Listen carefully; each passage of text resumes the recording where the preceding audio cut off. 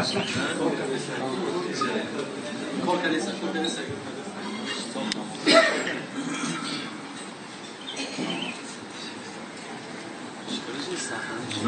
جهاندار جان آفرین،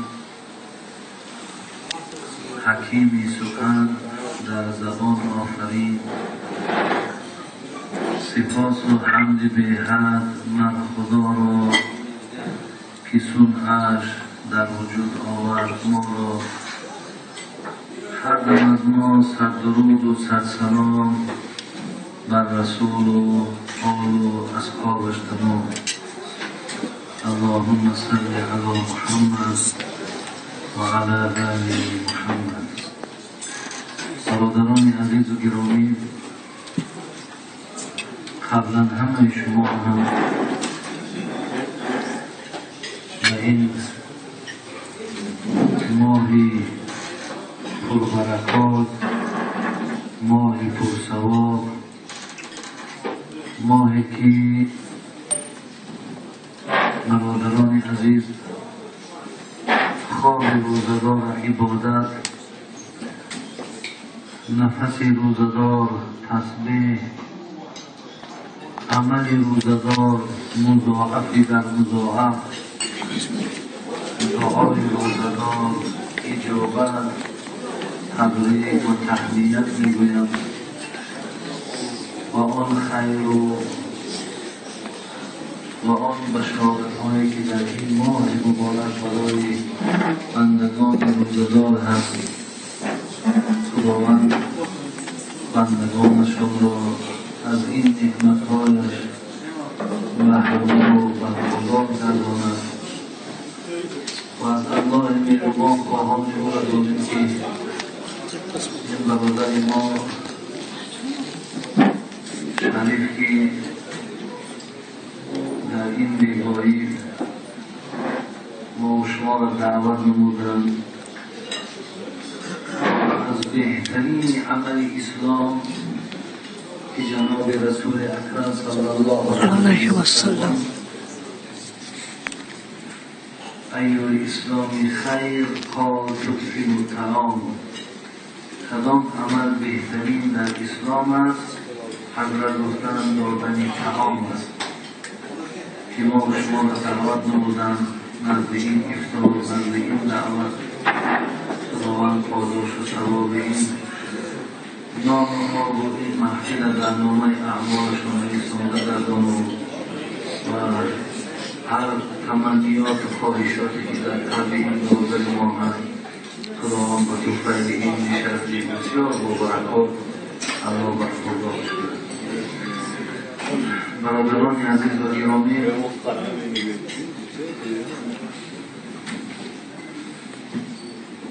این لحظه ای که با شما قرار داریم بسیار لحظه های بازی کرده بودیم، برای ما شما بسیار غنیمت است. قبلا که از بعضی غزل‌هایی که برادر ما کار انجامیم تلاوت کردن استفاده بردیم. الان خواستم منم در یک دقیقه‌های اندک حدیثی را از پیغمبر خدا را به گوش شما رسانم و معناهایی را که در زیر این معنا کردند منتظریم تا خدای مهربان و بخیر این حدیث پیامبر باز مهر و محبت ما و شما را قدیم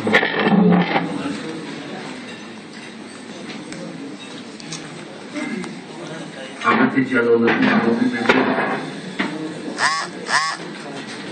خواهی که در این زمانه فرد گردی،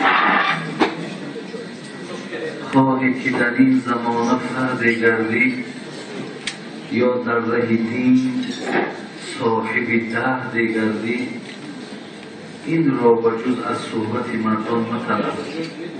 مرد گردی چو گردی مرد گردی. حقیقتا برادران عزیز، این مردانگی که در شما پیدا شده است، این غیرت دینی که در شما وجود دارد، این شما بجز از صحبت دیگر از جای حاصل نکردید. اما این مردانگی شما، این اخلاص های شما، این محبت های شما و گفت حضرت جلال الدین رومی جز از صحبت مردان مطلب، یعنی این فقط شما از این گونه صحبت ها مشرف بر این منزلت و بر این مقام گشتید. خوش به حالتان برادران عزیز که شما گوش کردن و جمع شدن در گرد یک اهل علم یا پند و نصیحت برایتان اختیار کردید. جناب جلال الدین رومی در دیگر مصرع‌ها میگفت که وای آن زنده که با مرده نشست، وای آن زنده که با مرده نشست، مرده گشت و زندگی از وی بجست. وای به حال آن کسی که چی آن زنده که با مرده نشست. مراد از مرده برادر عزیز نفرهایی که از یاد خدا، از اون محفل‌های پند و نصیحتی و خیلی دورن. اگر شما هم در کنار اینها ایستادن برای خودتان که انتخاب کنید، حضرت میگه تا زمانی که پهلوی اونها را انتخاب کردی تو زنده بودی، ولی وقتی که پهلوی مرده ها رفتی حضرت میگه تنوای به حال که مرده شدی. خب بیاییم بسر یک حدیثی که من به شما خوانم. ابن حجر اسقلانی برادران عزیز و گرامی که صاحب فتح الباری است، صاحب شرح صحیح بخاری است و همچنان حضرت مذهب و امام شافعی دارد. این عزیزان خدا در کتاب‌های خود یاد کردن که من می‌دانم که کدا وقت خداوند مغیات می‌کند. گفتن ای بنده خدا از کجا می‌دانی که خدا تو را کی یاد می‌کند؟ گفتن شما آگاهی ندارید که الله مهربان خود در قرآن گفته است، خود در قرآن میگوید فاذکرونی اذکرکم، یاد کنید یادتان میکنم. پس ما برادران عزیز که الحال که یادمان از خدای خود، از پیغمبر خود، از این بندگی خود که هست، خدا فقط ما هم الحال در یاد پروردگارمان قرار داریم. حدیثی را که الان من خواستم به شما خوانم برادر عزیز، حضرت عایشه مادر ما روایت میکنند.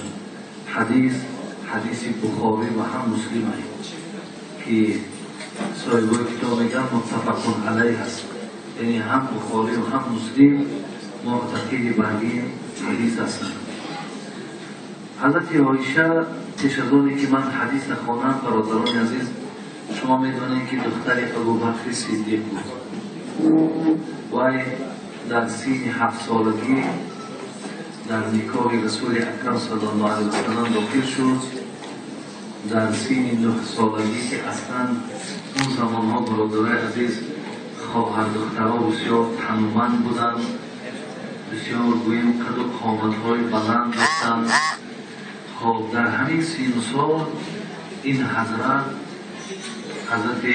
عایشه مادرمان با پیامبر گرامی گویم که یک جایه شده و من یک اردکت معلومات آتیم که در ذهنهاتان باقی ماند. همه که با پیامبر 9 سال زندگی کرد. سین 18 ساله بود که پیامبر دنیا را تغییر کرد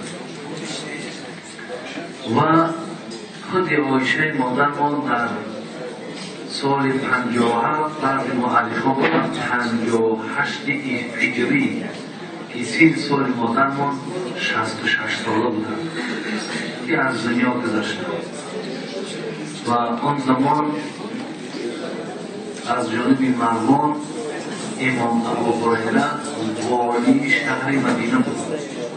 خود حضرت امام ابو هریره جنازه حضرت عایشه را خوانده است و خودشان در حیات میگفتند که قبر من باید در بین ازواج مطهرات یعنی در جنت البقیع گرانده شود. اگرچه من میدانم که همین خانه ای که حتی پیامبر گرانده شده است، ابوبکر گرانده شده است، عمر گرانده شده است، خانه منم که باشد من میدونم که من اینجا نمیگرانم.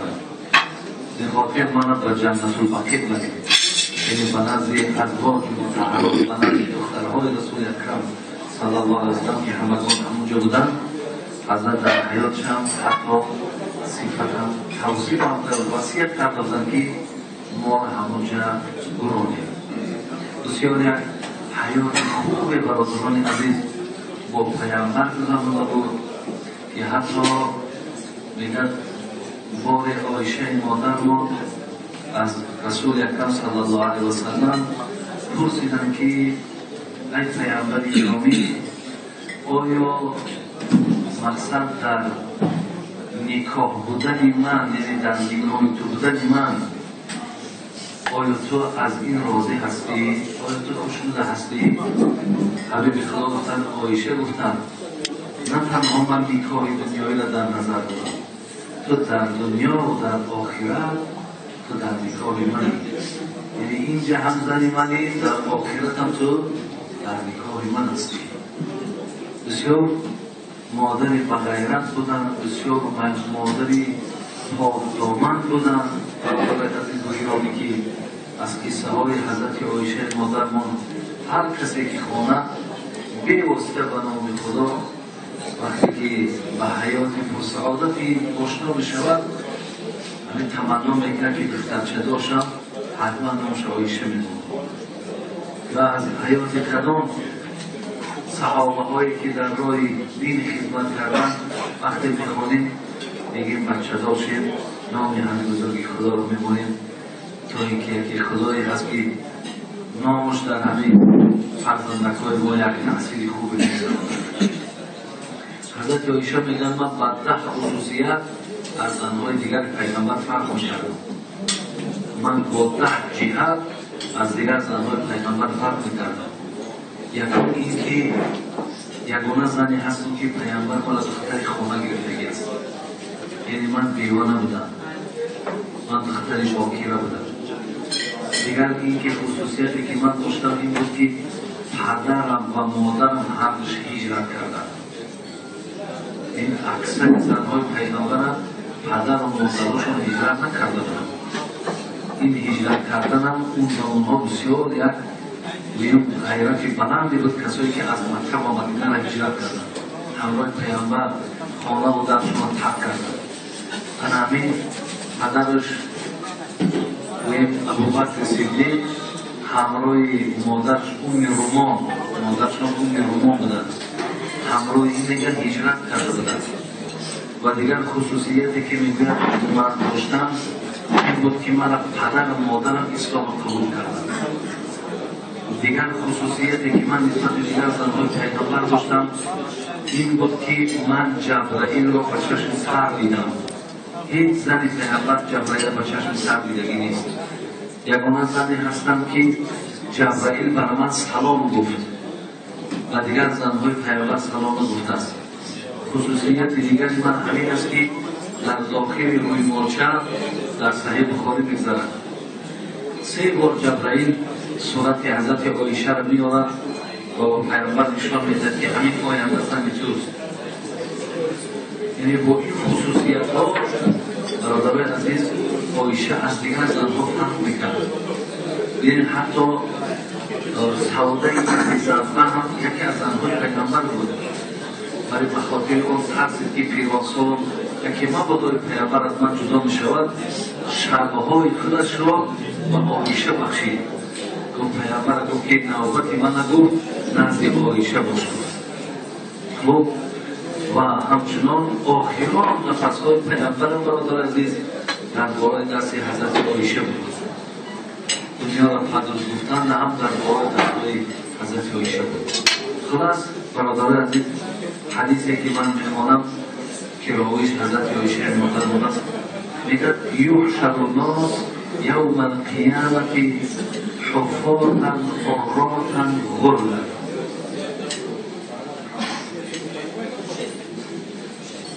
قالت عائشة الرجال والنساء جميعا ينظر بعضهم إلى بعض. قال يا عائشة الأمر أهم من أن ينظر بعضهم إلى بعض. متفق عليه. حضرت عایشه گفت که پیامبر نازنین فرمود که روز قیامت مردم وقتی از قبر بیرون میشوند و میدان قیامت در راست میشوند اینها نه لباس دارند نه پایافزا دارند و همچنان غرلند و معنایی که حتی خط نشده در میدان قیامت راست میشوند.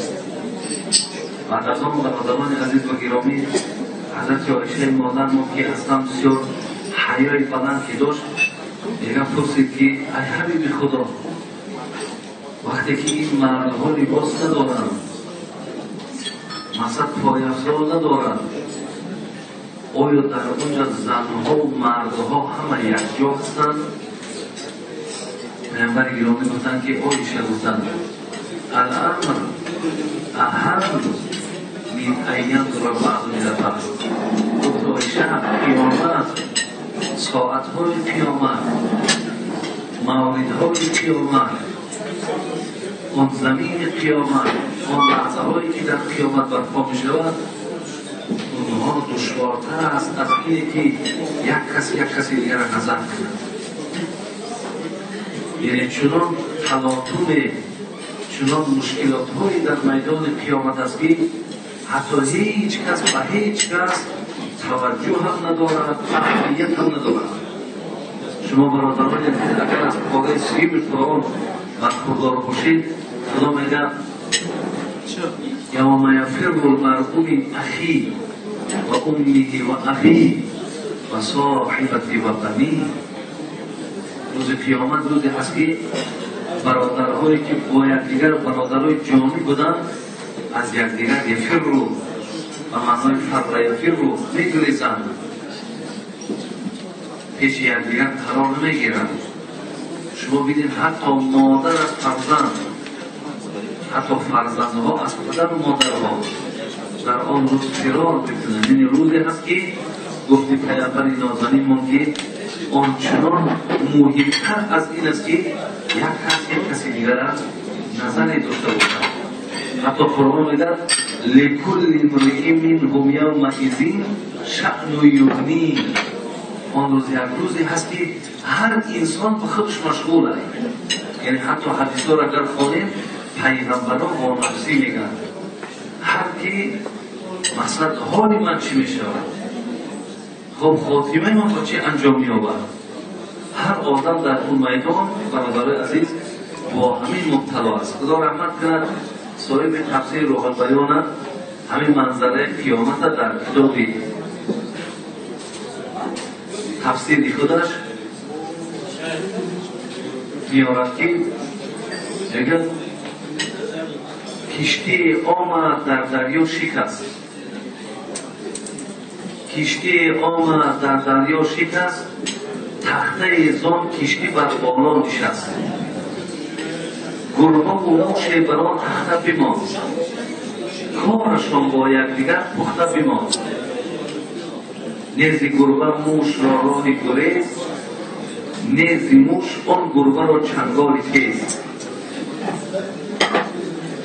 میگن معنای روز قیامت همینه که یک کشتی آمد و در دریا شکست یک تخته از همون کشتی بالای دریا در بالا شد و در بالای همین تخته یک موش یک گربه قرار گرفت. نه موش حالا که اینها در دنیا یکدیگر را که میدیدن اینا قرار نمیستادن. میگن نزد گربه موش را میبرید، نزد موش آن گربه را چندباری تیز، نه موش بستری دویم، نه گربه بستری موش میدود، نه موش از گربه فرار میکند. هر دو با چی مقصد؟ هر دو از حول دریای عجم در تحیر باد منتقش کردند. دیگر هر دو در یک فکر که ما به ساحل و خشکی صحت و سلامت برسیم. نه موش در فکر گربه، نه گربه در فکر موش، هر دو یک فکر دارند تا به ساحل، تا به جایی که سلامت رفته رسیم مقصد همینه. دیگر انسان ها هم همین فکر دارند. اونجا دیگر نظری در یک دیگر نیست، همه با این ایستادن که تا ما از این میدان قیامت نجات بیابیم. برادران عزیز و گرامی، از این حدیث برمیآید ما در پیش باز موردی سوال و جواب قرار بگیریم. ما از این حیات 50 ساله و 60 ساله که داریم با این دنیای ما تمام نمی شود. ما در پیش دنیای دیگری انتظار است. در پیش ما خانه قبر است، در پیش ما روز قیامت است.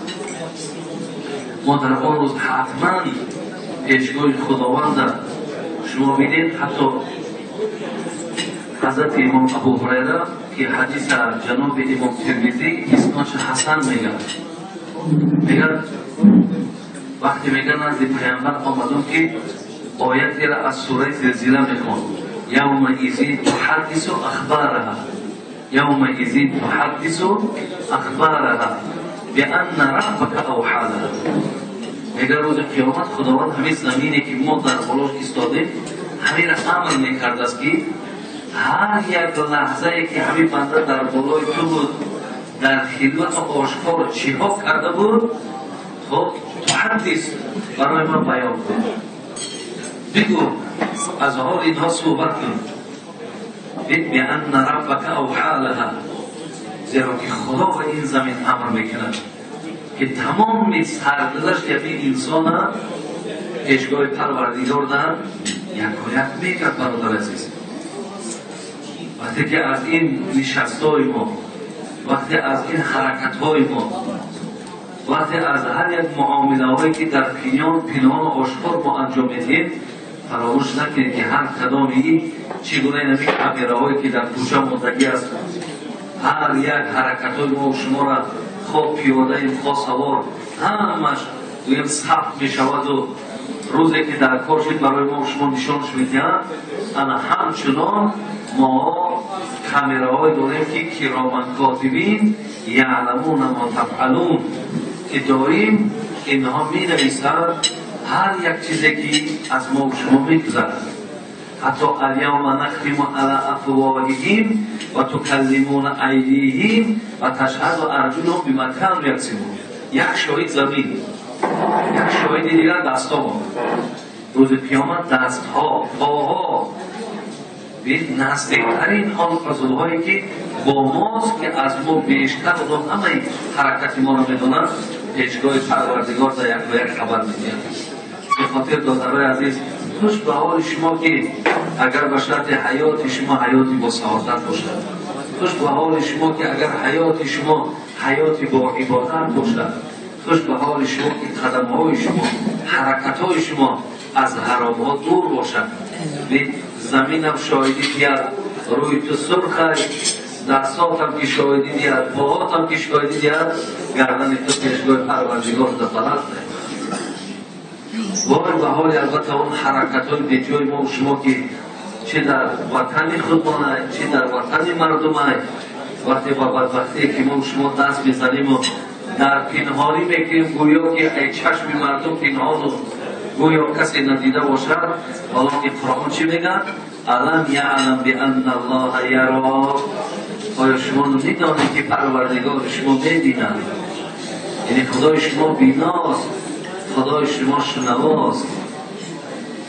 زی خاطر برادران عزیز و گرامی، در هر یک قدم دیگر اعبد الله کأنک تراه فإن لم تکن تراه فإنه یراک. شما آنچنان عبادت کنید که خدا را ببینید. اگر خدا را نبینید خدا شما را ببیند. به خاطر ما باید همچنان عبادت کنیم بهتر میشود. شاعر میگه آنها که زی من خدای من میبیند، آنها که زی من خدای من میبیند کافر ببیند و صحبت هم ننشیند. گشت کیسه خود پیش سگ برگویم، سگ دامن پوستین زی من برچیند. بعض انسان ها میگن آنچنان بدبختیم که از همین کردار بد ما اگر حتی کافرها آگهی پیدا کنند اونها همنشینی را با ما قبول ندارند. حتی قصه و پیش یک سگ بگویم حتی سگ میگم پشمی بدنش از من دور میگذارد که تا با من همنشینی باشد. الله مهربان همه شما را برادرای عزیز عمر دراز کرده، ایمان کامل تام ندارد و در همین سفرهایی که ما میکنیم برادرای عزیز از راههای دور و نزدیک بسیار والله وقتا ما خوش میشود که اکثر مردم را میبینیم که مهر و محبت در دین دارند، مهر و اخلاص در دین دارند. خداوند باز همین محبت اخلاصات و دین خدا زیاد کنه و الله مهربان با کمال حیاتی که از ما و شما هست. گفته عزیز خدا که عمر آن صرف گردد در بزرگ ذکری گفت حیفی عمر در پی نفسی کافر میگذرد. خوش به حال همون عمری که البته در راه او میگذرد، خواب با او میگذرد. خدا عمرهای شما را هم با پیش با او کند و در راه او گذراند و الله مهربان تمنیات و خواهشاتون را حاصل کند. اهدنا الصراط المستقیم صراط الذین انعمت علیهم غیر المغضوب علیهم ولا الضالین. السلام علیکم و رحمت الله و برکاته.